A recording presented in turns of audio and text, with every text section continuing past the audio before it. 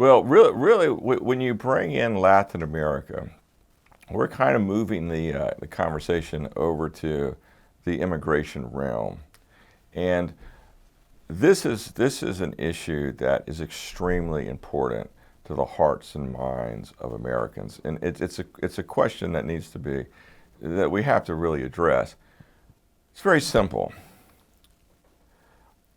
The job, the first job and the most important job of any American administration at any time in the history of the country is to look after the 340 million Americans that are here right now. This is the primary job of the president. I mean, the international stuff is second or third or fourth down the list. Immigration is a situation from Latin America where we have large numbers of people who have taken it upon themselves to relocate to the United States, contrary to the laws of the United States, contrary to the wishes of the people in the United States, and decided that they're going to work for whatever they can get, because getting the minimum wage in America is 10 times more than what they're going to get in some of their cities and countries back home. We understand that, but we've got 8 million people on the planet. During the administration, we will go between 8 and 9 million people. It's not pragmatic to even think that we can continue to allow people to help themselves to the American buffet. We cannot do that. We don't have the resources. We don't have the space for people to come into America like that. And we're living in an advanced economy. So we really need people coming to America who can contribute. We have lots of low-skilled people in America that need jobs. So if we have to choose between a low-skilled American person or a person in America who has an IQ below the average, so they're only going to do basic jobs, if we have to choose between supporting the basic low-skilled American with, as opposed to someone who has decided to help themselves across the U.S. border from Latin America, well, my vote is for the American. It has to be that way. So we are going to use the satellite technology. We're going to use the Army. We're going to use the Border Patrol. We are going to effectively close the border between the United States and Mexico. We're not going to build a wall. We don't need to build a wall like the Chinese Great Wall style. We don't need to build a wall like Donald Trump's folly in wall building. We don't need to do that. We've got the satellite and digital technology. We've got the boots on the ground. We can put more boots on the ground. We can effectively close that border, and we're going to change the rules. If somebody comes across the border, they're not getting the same rights as the American citizens. They're getting put right back on a truck, shipped across the border, and if they keep doing that behavior, they're going straight to jail. There's just no other way around it. Global warming is going to cause even more migration in the years to come.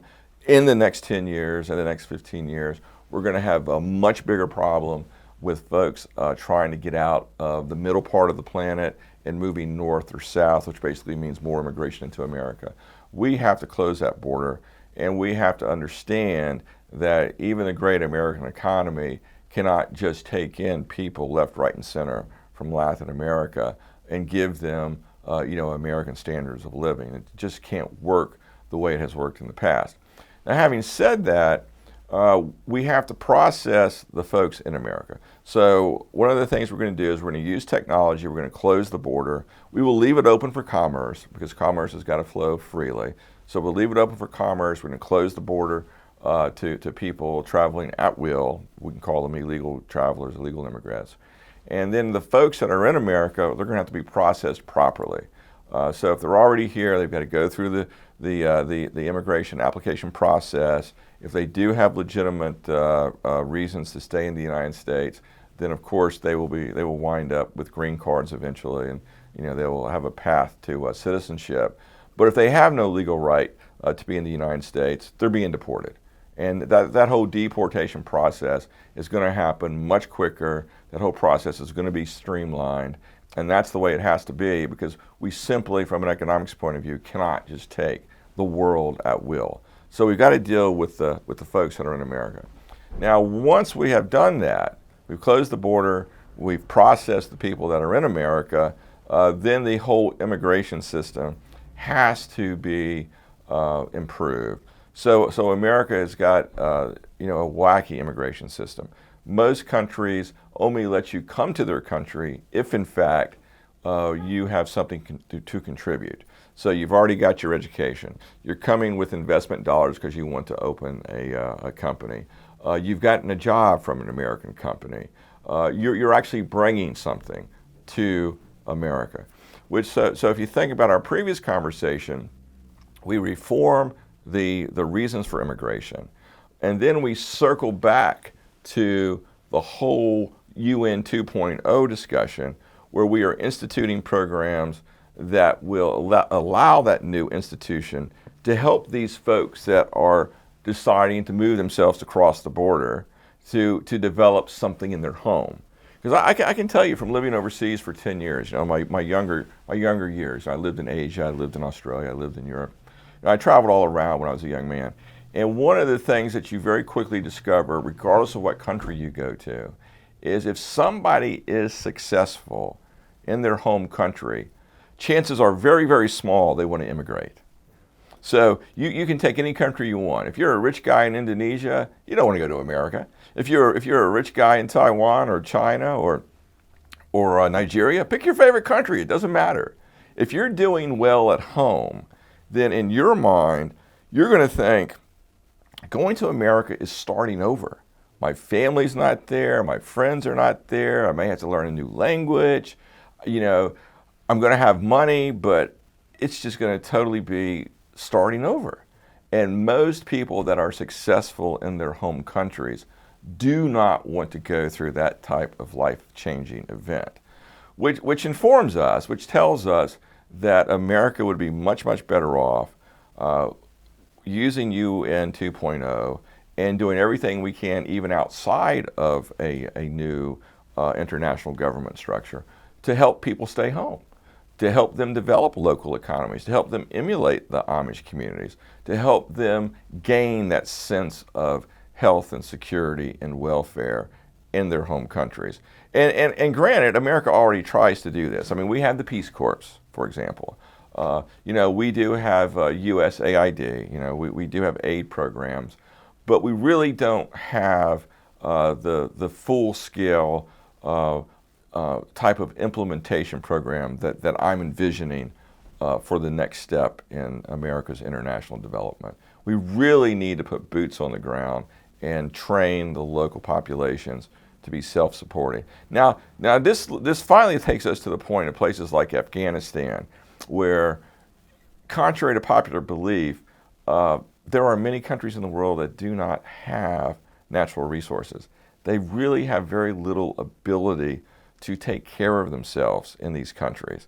Now, also, if we take those countries and you look at their geographical position on the planet, we discover that many of them are in areas of the planet that are very likely to become uninhabitable in the next 10 or 15 years, 20 years, because of global warming. So there's a whole nother video we have to make about scrubbers and global warming, but just for this point, many of those countries will have to be abandoned. They will be too hot. I mean, as you probably know, if we are living in, if the temperature is 88 degrees, okay, 88 degrees Fahrenheit, and humidity is 90%, the body has a problem cooling itself. If the temperature is 104 degrees and the humidity is 50%, the body has a problem cooling itself. If the outside temperature is 115 degrees and humidity is 10%, the body has a hard time cooling itself. So you might want to think about those numbers for a minute, because what it means in relation to global warming is, as the temperature rises, the human body will not be able to withstand the temperatures of many of these places in the world that are suffering the most. So there's going to be climate migration. Yeah. Okay. So along those lines, those situations. So we got two projects going on here in your question. Very very good questions, but the two projects. One is let's just say it's internal migration. So let's just focus on America first, because that's our number one job always, to deal with American issues. Internal migration. So we only have two choices in this regard. We can take America, the lower 48, and essentially divide it into four equal quadrants. Take the Mississippi River, and then take the latitudes around, say, Tennessee, and we divide America in those four equal quadrants. Out of those four quadrants, the northeastern quadrant is going to do the best in the global warming environment. We've got more forest, more clean water, more natural water, larger water supply. Climate is going to be more conducive to human habitation. We also have large acreages of disused farmland. We have a huge amount of land just in the northeastern quadrant of the country, which could absorb the rest of the U.S. population. I mean, it wouldn't be as nice as it is today, but we could essentially take everybody from the other three quarters and put them in the northeastern quadrant, and it would still be quite livable. It would still be quite manageable in terms of the environment. Now, nobody wants to do that. I mean, nobody wants to leave their hometown. I mean, that's just the nature of being human. Let's say you were born in Biloxi, Mississippi. You love Biloxi, Mississippi. If you've never been there, it doesn't mean anything to you. It's just this town down in Mississippi on the Gulf. Great, sounds good. But it's just another name. But if you were born down there and that's where you grew up, well, that's your world, and that's everything. It's where your parents were, your grandparents were, and so forth. So the natural inclination for humans is to stay put until they absolutely can't stay anymore. So the idea of migrating, three quarters of the U.S. up to the northeastern quadrant is not realistic because people will resist it. Even though it would be in their best benefit, it would be the right thing to do, people would just resist it until the very, very end. Well, it wouldn't happen immediately. No, it wouldn't happen immediately, but it wouldn't take as long as you think. Correct. I mean, this thing could be in full force in 10 or 15 years if global warming is not checked. So, but it's not. I mean, there's no water in the reservoirs. Exactly. Now out west. Exactly. So that's the next part of that. That's the second solution that we're coming to. I always save the best for last in these types of discussions. Now, the second thing we can do is essentially re-liquefy the West. So how in the world do we do that? Well, we know the planet is 70% water. The distance between the Pacific Ocean and Lake Mead and Lake Powell, the Colorado River, we're talking about something on the order of 700 or 800 miles, depending on exactly what path we take. The federal government already owns the interstate highway system. We already own land adjacent to the interstate highway systems. I have spoken to many very well-educated and knowledgeable and experienced engineers here in Washington, D.C. on this very topic. In fact, we were talking last Sunday in our hiking group about this very topic. It is extremely feasible to essentially pump water from the Pacific Ocean, refill Lake Mead, refill Lake Powell, refill the Colorado River, and to fill every other reservoir and lake in the western part of the United States, including Salt Lake in Utah, which is drastically reduced and will probably go dry in the next 3 or 4 or 5 years unless we do something. We could actually pump enough water. We could desalinate the water. We could turn it into fresh water if necessary, and we can re-greenify the western part of the United States. So, for example, if you look at the Nile River in Egypt, Egypt is a desert, okay? But if you look at the area adjacent, the land masses adjacent to the Nile, what you see running through the Egyptian desert is you see a green oasis, a whole green tunnel corridor, if you will, that runs along the Nile. And that's where a large portion of the Egyptian population lives, and it's been like this going all the way back to the age of pharaohs. So that is probably the better solution. And it sounds like it would be expensive, but it would actually be 1,000,000 times cheaper than uprooting 3/4 of the population and moving them to the northeastern corridor. Because like I say, we already own the interstate road system. We already have the easements and the land beside it. We already have the tube technology to move the water. There are new high-strength, nano-constructed tubes that could transport millions upon millions of gallons of water, per hour. I mean, a very, very short space of time. And we could re-liquefy by re-aquifying the western part of the United States. And in the process, what we get is we get better weather patterns. We're going to get cooler climates. We're going to get water for agriculture. We're going to get water for watering your lawns, taking your shower 10 times a day. I mean, whatever it is you want to do, we eliminate the water shortage problem.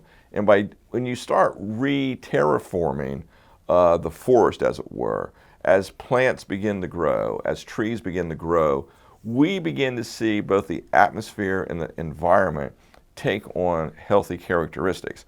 Now, a really good example of what I'm talking about here is what Israel has done in its own deserts.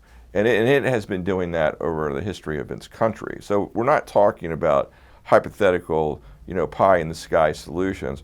We're talking about solutions that have in fact been used and are currently being used on other places on the planet. Israel, yes. I have no proof that Egypt is or isn't. I just haven't looked into the issue. But I'm speaking to what I know off the top of my head. But what I'm saying about Egypt is the Nile. The Nile is a natural river. And it's flowed for thousands of years.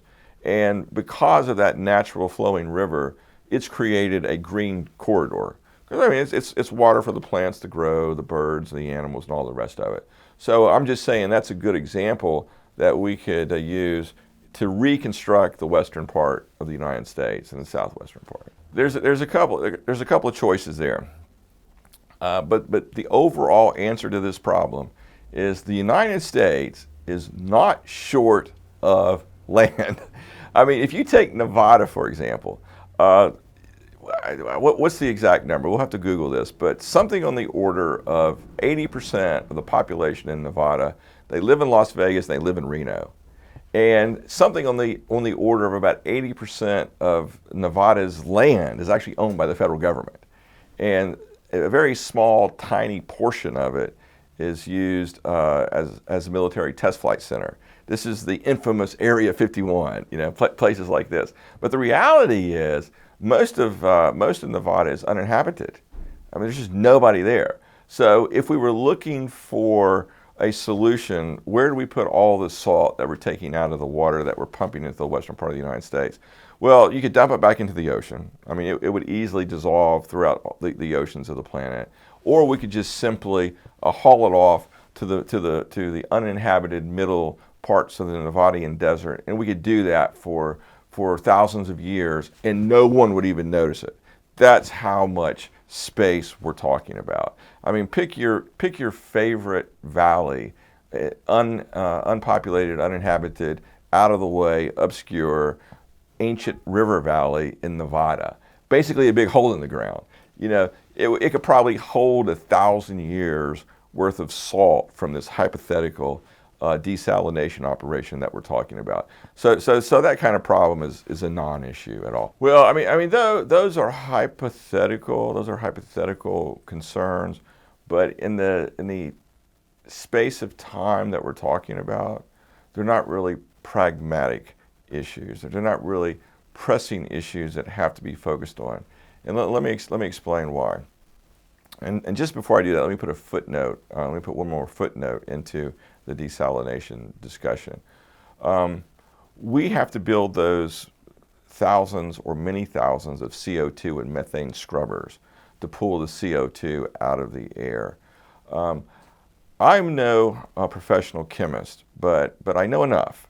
And I would wonder if we could use some of that salt in the crystallization process of essentially turning CO2 into a hard crystal form that we then bury under the ground. It would seem like there is a way, that's a possible way to use some of that salt or a large portion of that salt to eliminate your problem of it being blown around or spread around. But having said that, and admitting that this is where we need to bring in our chemical and bioengineering experts and hash out all the possibilities. But having said that, Always keep in mind that if we're going to re-greenify the western part of the United States, which essentially it had happened in the past. I mean, we have archaeological records. The western part of the United States has not always been a desert. I mean, at times it was a forest, at times it was a green, lush land, and today it's a desert. But what we would see happening is if we started refilling the Colorado River, Lake Powell, Lake Mead, every other lake and river system in the western part of the United States, if we essentially supercharged all of the water sources, what we would see is we would see the same greenification around those water sources that we see with the River Nile in Egypt. And this will expand and begin to create its own ecosystem. So for example, instead of that salt just laying there, being blown around by the wind, first it's not going to be a big deal for 1,000 or more years. It's going to be a very long time before the quantities get so large that we have to do something about it. But in the process, the greenification of the West is very likely to solve that problem for us because there will be more dense vegetation. A lot of that salt will become buried under other dirt and sediment. Plants and trees will be growing on top of it. I mean, they won't be a death desert wastelands. I mean, they will eventually be covered over with dirt and materials which would support plant life. So the short answer is that the salt eventually winds up back underground, but the time scales involved and the quantities involved tell us that we will have greenified a large part of the West long before the quantities from the desalination plant will become an issue. And in fact, at some point, at least in theory, the Western ecosystem will become so greenified that the need to continue to pump water from the Pacific inland will diminish. Because then you will have the local rain cycle of water's being evaporated. It's moving a couple hundred miles away, it's falling, it's going back into a local river system. So you just have this continuing cycle. But what we see today is when something moves from robust green to dead desert, then as you get closer to dead desert, water evaporates faster. The ground becomes very hard, it runs off faster. It doesn't stay in one place. It doesn't allow life to grow and thrive.